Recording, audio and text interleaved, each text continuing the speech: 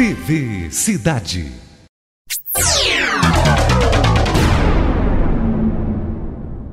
Olá, começamos mais um programa Saúl Spinelli aqui no canal 20 da TV Cidade, em Passo Fundo. E esta semana nós temos a satisfação de receber no nosso programa o Dr. Alcindo Batista Roque. Dr. Alcindo é advogado aqui em Passo Fundo, de reconhecimento estadual, um homem competente, foi procurador-geral do município aqui em Passo Fundo e vai falar sobre um tema muito importante que envolve a vida de todos os homens públicos do Brasil, a Lei de Responsabilidade Fiscal e as suas consequências, tanto para a comunidade, para o orçamento público, como também para aquele que chefia uma cidade, um estado ou até mesmo a nação. Doutor Alcindo, é uma satisfação de receber aqui. Tudo bom? Tudo bem, Saúl. É um prazer imenso estar conversando com a comunidade, tendo esse diálogo aberto, franco contigo e poder compartilhar temas de interesse da comunidade e temas que, diria assim, nesse momento de singular importância para os novos gestores públicos municipais, no que se refere à adequada, à correta gestão dos recursos públicos, que é naturalmente recursos públicos comprometidos com os interesses da comunidade. Doutor Alcindo, a Lei de Responsabilidade Fiscal já é muito conhecida, principalmente pelos gestores, Ela entrou em vigor quando no Brasil? Na verdade, ela entrou em vigor em 1998. Mas ela ingressou na experiência por inteiro de uma nova administração a partir do ano de 2000.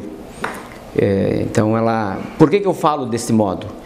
Porque quando a lei entrou em vigor, ela entrou em vigor exatamente no meio de um mandato de uma administração municipal. O momento em que, no ano de 2000, houve, a eleição em 2000 e o início em 2001, esta lei estava plenamente em vigor e nenhum dos gestores que assumiram aquela oportunidade poderiam alegar o desconhecimento ou surpresa quanto às exigências desta lei. Mas é importante também destacar, Saúl, que esta lei não é uma lei isolada naquilo que envolve o controle do gasto público, a obrigatoriedade de que o gestor público observe determinados limites, mas que principalmente conduza todas as ações administrativas, tanto no planejamento, mas principalmente na execução, utilizando os recursos de modo eficiente, de modo eficaz, para que eles possam reverter, sim, em qualidade e em melhoria dos serviços públicos à população. A gente fala sobre isso por quê? Porque a lei de responsabilidade fiscal, ela trouxe consequências muito mais efetivas, mas principalmente uma ordem muito mais clara de exigência do gestor público, principalmente naquilo que envolvia o gasto com despesas de pessoal e também as proibições de que um gestor fizesse contratações e assumissem compromissos em nome do município, cuja obrigação de pagar ou de cumprir a obrigação fosse para os próximos governos. A lei complementar número 101, ela rompeu uma cultura de transferência de responsabilidades pelos gestores públicos. Mas, como disse, não foi a primeira lei e não é a única lei que trata dessas questões no que se refere à correta utilização dos recursos públicos pelos gestores públicos. 12 anos de Lei de Responsabilidade Fiscal. O senhor acredita que efetivamente mudou para melhor o trato com o dinheiro público pelos gestores aqui no Brasil? Saúl, a lei por si só não muda comportamento, mas ela impõe um determinado comportamento, principalmente quando ela impõe consequências graves, severas. E o que eu posso expressar, até porque tive a experiência de ser procurador-geral do município por 4 anos, é de que quando um novo administrador assume um cargo de gestão, é eleito e assume uma prefeitura municipal, com ele estará sempre muita gente próxima. Correto. Agora, quando ele deixa o mandato, pouca gente estará com ele. Agora, o que se fez ao longo dos 4 anos, ele vai ter que responder, mesmo depois de terem concluído o seu mandato. Ou seja, as pessoas naturalmente têm que ter presente que o gestor público, principalmente o gestor municipal, e diria assim, de municípios de pequeno e de médio porte. Os municípios de grande porte, até por outras características, até mesmo porque estão muito próximos dos órgãos de controle, eles sofrem muitos problemas após o término do mandato, até porque, como disse... Os municípios pequenos ou grandes? E os pequenos e os médios, né? Mais que os grandes. Mais que os grandes, até porque eu nesses quase 30 anos de envolvimento com a área do direito, são casos muito raros em que eu vi governadores de estado, presidentes da Assembleia Legislativa, ou do Congresso Nacional, ou presidentes da República, ou até prefeitos de capitais tendo problemas muito graves, muito sérios na área da gestão pública.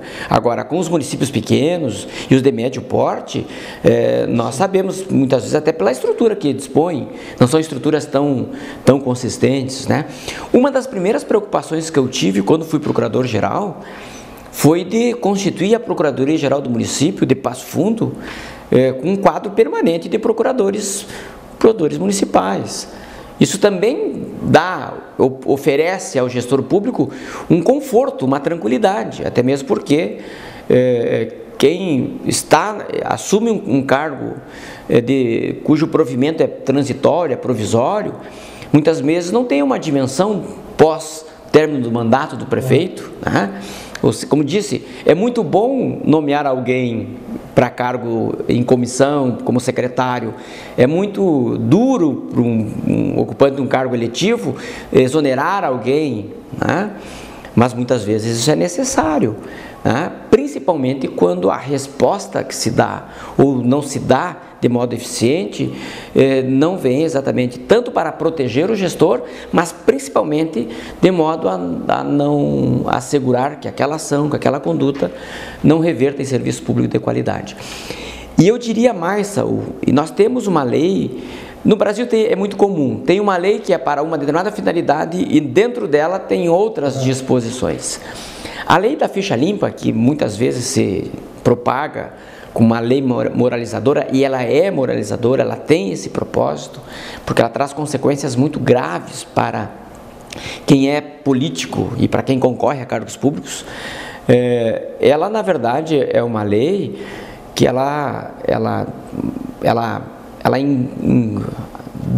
tem uma característica e um conteúdo em que ela retirou algumas das atribuições das câmaras municipais de vereadores. E eu não estou vendo nenhuma atenção a esse aspecto pelos novos gestores, e eles têm que estar atentos. Era muito comum o Tribunal de Contas reprovar as contas, recomendar a reprovação das contas e as câmaras de vereadores aprovarem, independentemente dos dados técnicos ou dos pareceres do Tribunal de Contas, independentemente disso. Hoje, as chamadas contas de gestão, e o que são contas de gestão? São aquelas que envolvem o uso de recursos públicos, ou seja, assumir compromisso. Quem faz essa análise não é mais a Câmara de Vereadores. Você não acha positivo isso? Eu vejo que é positivo, mas os novos gestores têm que estar atentos a isso. Não, a relação não é mais com a Câmara que está ali perto, e sim com um órgão mais... Eu vejo como positivo sobre um aspecto, Saul.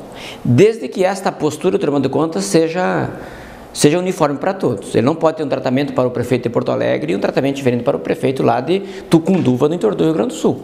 Ele tem que ter a mesma postura, o mesmo rigor que ele dedica ao prefeito do interior, ele tem que dedicar ao prefeito de Porto Alegre. Agora, e isso sobre esse aspecto do tema de controle é importante, né?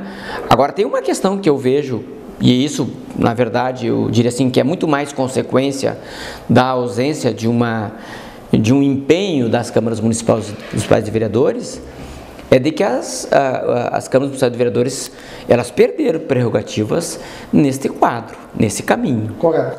Mas, doutor Alcindo, entrando já na questão da ficha limpa, altamente positivo, a lei acho que ajudou e tem ajudado e vai ajudar muito na questão da moralização da política, mas eu acho assim que é 8 ou 80, porque muitas vezes a mesma lei serve para carimbar um determinado gestor ou político como ficha suja, que cometeu desvio de dinheiro, que está sendo acusado, ou melhor, de desvio de dinheiro, de má gestão, quando na mesma, pelo menos a mídia vendo essa ideia, uma prestação de contas ali de uma campanha, uma nota que não foi aceita, que tem que ser revista, enfim, às vezes coisas de centavos, que a gente tem visto que isso realmente é fato. Ficha suja. Quer dizer, os fichas sujas não vão poder concorrer. Aí tu vai olhar, quer dizer, não entregou um documento no tempo hábil, né? O relatório do Tribunal de Contas apontou que aquele ato daquele gestor não foi correto, né? De repente pagou hora extra para um funcionário, mas não deveria pagar. E ao mesmo tempo coloca tudo no mesmo bolo, tudo como ficha suja. Isso assim, não me parece uma injustiça de repente, contemplando até mais aquele cara que comete crimes hediondos contra o dinheiro público?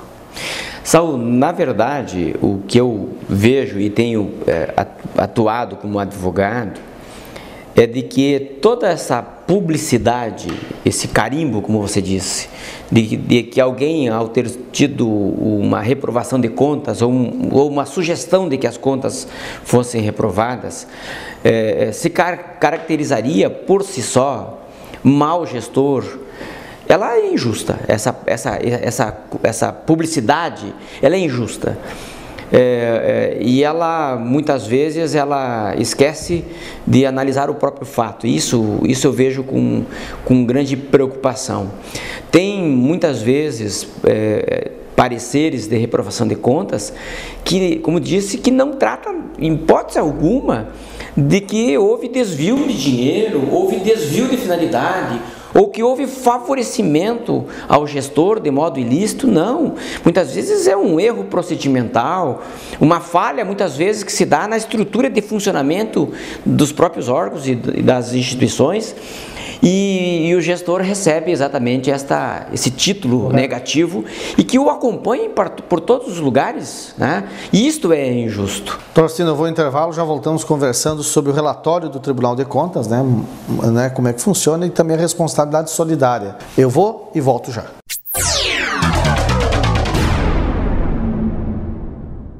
O varejo da JBS Frangosul, que fica junto ao frigorífico na saída para Amaral, dispõe da linha Lebon Frangosul. São cortes de frangos, embutidos, linguiças, o braster para a sua ceia de Natal e muito mais. Atendimento ao consumidor de segunda a sexta em horário comercial e aos sábados pela manhã. Toda a qualidade dos produtos Lebon e Frangosul que você já conhece, reunida em um só lugar e tudo ao seu inteiro dispor. Venha nos visitar ou ligue para maiores informações. Atendimento pelo fone 3315-3818. Certamente suas festas ficarão mais gostosas e econômicas. Big Peixe, um ambiente agradável com atendimento diferenciado. A maior variedade de peixes. Peixes temperados, prontos para assar. Filés de peixes. Bacalhau, lombo de bacalhau dessalgado. Frutos do mar. Presentes e vinhos importados.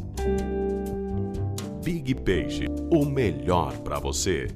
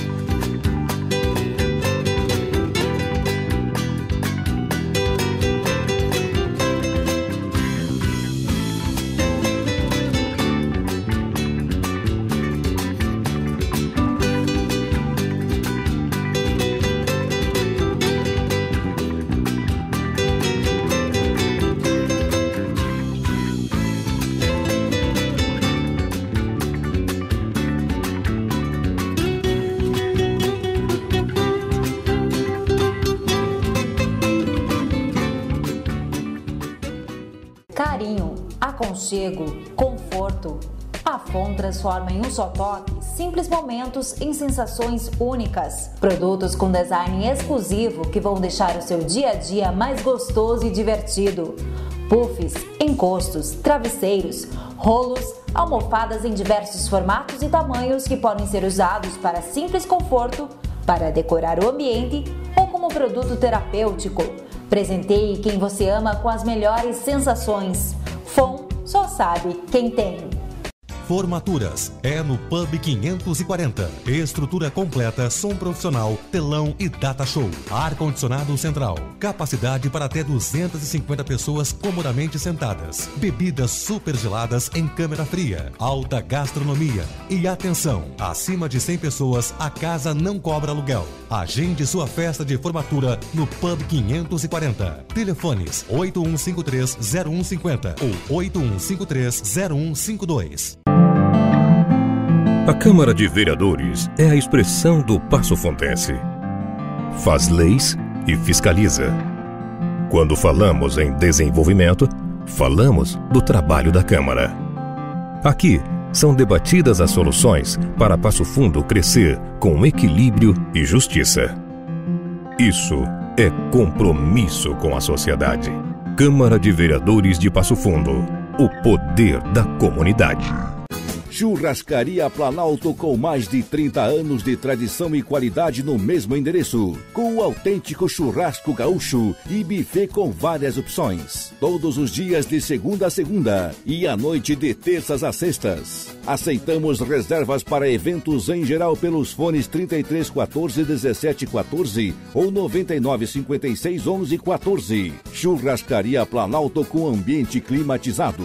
Logo após o trevo do Boqueirão, junto ao posto Baço, na saída para a Soledade. Churrascaria Planalto.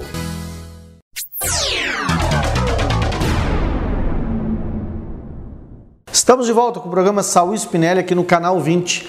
Doutor Alcino, nós estávamos falando sobre a Lei de Responsabilidade Fiscal, a Lei de Ficha Limpa, que é uma lei boa, tranquila, né? Falamos também da questão dos 880. Agora eu quero lhe perguntar, porque isso é uma opinião minha, eu vejo muitas vezes no Brasil a questão de falar de políticos, de corrupção, disso, daquilo, e aí eu vejo o seguinte: um juiz faz o concurso e assume como juiz, um promotor faz um concurso e assume como promotor, um defensor público passa também pelo concurso público. O Tribunal de Contas e o próprio Supremo Tribunal é indicação política. Então eu quero lhe fazer essa provocação, até como uma pessoa leiga, até que ponto nós podemos acreditar em um relatório de um tribunal que é formado por indicação política? Até que ponto esse relatório é um relatório técnico e que efetivamente nos leva a moralizar a gestão pública do Brasil? Saúl, primeiro é preciso esclarecer a comunidade de duas coisas. Muitos dos membros do Tribunal de Contas são por indicação política, mas há um sistema em que há uma participação ou a indicação de técnicos, ou seja, auditores do quadro permanente do Tribunal de Contas, que também exercem ou atuam também como conselheiros do Tribunal de Contas, ainda que a maior quantidade, o maior número de indicação política. E segundo, a equipe, o quadro de auditores e de assessores do Tribunal de Contas são equipes que atuam em várias áreas e altamente qualificadas. Então, há um quadro, uma estrutura de apoio muito importante, tá? Dos chamados auditores. O que muitas vezes gera uma maior, um questionamento naquilo que disse nos pareceres, nos estudos técnicos do Tribunal de Contas e até nas decisões do Tribunal de Contas, são algumas contradições, né? Nós temos casos de que o Tribunal de Contas, no ano de 2007, aquele mesmo item ele aprova, considera como correto, Só que no 2006 ele considerou incorreto, sendo aquele mesmo índice, esse mesmo dado. Então, isso muitas vezes é o que gera também uma certa perplexidade no gestor. Mas a equipe técnica do Tribunal de Contas, e eu falo até por conhecer essa equipe, é uma equipe muito qualificada, muito dedicada. E imparcial. E necessariamente tem na sua forma de atuação um compromisso com o cargo e a função, né? Agora, como disse, a dificuldade muitas vezes é provocar uma revisão da própria interpretação sobre o mesmo fato, de modo a que se identifique que naquela ação, mesmo que tenha havido alguma irregularidade, não houve necessariamente um ato deliberado para causar dano ou causar prejuízo ou frustrar uma ação administrativa. Mas tem eu só quero esclarecer também, Saul, as contas de gestão serão do Tribunal de Contas, não serão mais da Câmara de Vereadores. Correto. E o que caberá às câmaras de vereadores? A aprovação das contas dos atos de governo, sobre os programas e principalmente aquilo que envolve as peças de planejamento administrativo, que é o plano plurianual, a lei de diretrizes orçamentárias e a própria lei orçamentária anual.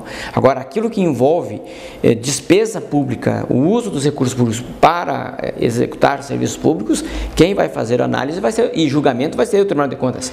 Agora, o que a lei da ficha limpa considera como ato sujeito a uma punição adicional? E isso os novos administradores devem estar atentos. E quando eu falo novos administradores, eu estou falando do chefe do executivo, o prefeito municipal, e o chefe do legislativo, porque o presidente da Câmara de Vereadores também é um gestor de recursos públicos. E também no caso do município de Passo Fundo, do Hospital Municipal, da empresa pública Codepas, da Funzoctur, que tenha utilizado recursos públicos, eles também estão nessa condição de responderem ao Tribunal de Contas. E poderão responder, como disse, termina o mandato, encerra o exercício do cargo, mas permanecem até o encerramento definitivo, sujeitos exatamente a responderem pelos atos que eles praticaram e, em algumas circunstâncias, pelos atos que deixou que o seu subordinado, um outro ocupante de um cargo tenha executado. Mas, doutor Alcindo, até mesmo nessa questão de responsabilidade solidária, por exemplo, nós não vemos os secretários terem responsabilidade solidária com o prefeito e muitas vezes a gente sabe que, por mais que o prefeito seja uma pessoa atuante, né, que preste muita atenção nos atos da gestão, a cidade é grande. Muitos atos são tomados pelos próprios secretários, assim como também no Hospital Municipal e principalmente na Codepas, que tem um presidente, mas tem diretores ali. Quer dizer, já existem em outros estados a responsabilidade solidária, pelo menos em autarquia já existe, que não é só do presidente, né? Não, na verdade, a lei complementar número 135, ela, quando trata da letra G, que alterou, a letra G trata dos gestores que tiveram contas reprovadas pelo Tribunal de Contas, ela também diz que respondem, né, também outras pessoas, que não só o prefeito, não só o presidente da Câmara, mas todos aqueles que figurarem como ordenadores de despesas. Tá? Então, agora, o prefeito poderá responder por um ato provocado por um assessor seu, por um secretário, e por isso que é importante ter uma clareza que o prefeito não pode estar em todos os lugares. Tá? E que naturalmente o sistema de gestão eficiente, ele passa obrigatoriamente por um sistema de delegação, mas é uma delegação que tem que ser formalizada e que tem que estabelecer exatamente um modo de que o Tribunal de Contas avalie, verifique e certifique que o prefeito não participou de modo direto ou não teria, se conhecimento tivesse, permitido que aquele ato ocorresse. Então, a delegação é um modelo muito moderno de gestão da coisa pública ou até mesmo das empresas privadas, mas se elas não tiverem exatamente uma ordem, uma linha de controle, o prefeito pode responder por ter deixado, né? Não por ter executado. Doutor Alcindo, a última pergunta é sobre a questão de relação da formação do Tribunal de Contas e responsabilidade do Tribunal de Contas com essa questão da lei de responsabilidade fiscal, enfim, em outros países. Como é que funciona em outros países, doutor Alcindo? A própria formação do Supremo é semelhante ao do Brasil, assim, por exemplo, de indicação política? Na verdade, Saul, temos, no caso das Supremas Cortes, nós temos, tem-se no mundo vários modelos. Né? Eu posso dizer o seguinte, que nós temos um modelo muito próximo, muito parecido no modelo norte-americano, né? Em que a indicação se dá pelo chefe do executivo e também com a aprovação exatamente da Câmara, do Senado ou do próprio Poder Legislativo. Nós temos, então, qual é a diferença maior que se tem em termos de modelo de atuação? É que na Suprema Corte norte-americana, o sistema de sabatina dos candidatos é muito rigoroso. Já na Argentina, a indicação principalmente é feita pelo presidente da República, não só para os tribunais superiores, mas também até para o provimento de alguns cargos de juízes. Então, ainda temos um sistema que precisa se aperfeiçoar, mas que tá bom. Mas que é um sistema que tem um controle, pelo menos com transparência, para que a comunidade possa emitir a sua opinião. Né? Doutor Alcindo, muito obrigado por essa entrevista. A gente espera contar mais vezes com o senhor aqui, porque são temas importantes e até importante que está se discutindo a questão de fiscalização do dinheiro público. Isso tem que ser feito, e se está sendo feito bem ou mal, com comprometimento ou não, isso há de ser corrigido, mas o importante é que seja feito. A lei tem que ser aplicada, né? Até porque a quem interessa o desvio do recurso público não é a população. Grande abraço. Pessoal, eu volto semana que vem. Você confere o programa no site www.tvcidade.com.br. Nosso programa sexta-feira é o programa Saul Spinelli, depois passa os reprises, né? Importante dizer que, só no final do programa fazer uma piadinha, né? O pessoal da Interpol está procurando o Paulo Maluf, né? Não consegue achar o Paulo Maluf. Mas eu tenho uma dica, se falar com o prefeito eleito Haddad de São Paulo, com certeza ele há de saber o endereço do Paulo Maluf, até porque foi seu principal apoiador lá na cidade de São Paulo. É uma pouca vergonha que uma pessoa procurada pela polícia por desviar milhões de dinheiro público não consegue ser achado para ser preso. É complicadíssimo, é uma piada, né? Um grande abraço e voltamos semana que vem aqui na TV Cidade no programa Saul Spinelli.